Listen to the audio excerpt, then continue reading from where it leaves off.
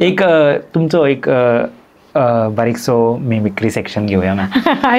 तुमकां सपोज कोणाची एकटी मे बी एक फेवरेट गोवन मे बी कोण पॉलिटिशियन असू शकता और गोवन एक्टर असू शकता ज्यांची तुमकां मिमिक्री करू शकता तुम्ही जाल्यार प्लीज.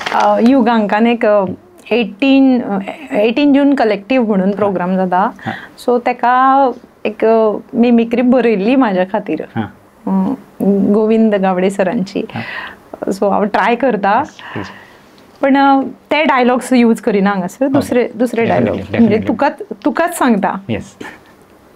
सिद्धेश हांवें तुका कितें सांगिल्लें बाजारांत वचून बरें इल्लें चिकन हाड सांगिल्लें हाडलें तुवें ना मरे.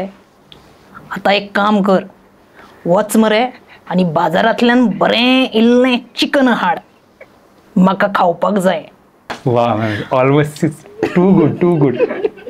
वाह आणि एक कितें जावंक जायना आणि एक दिस इज व्हेरी नायस.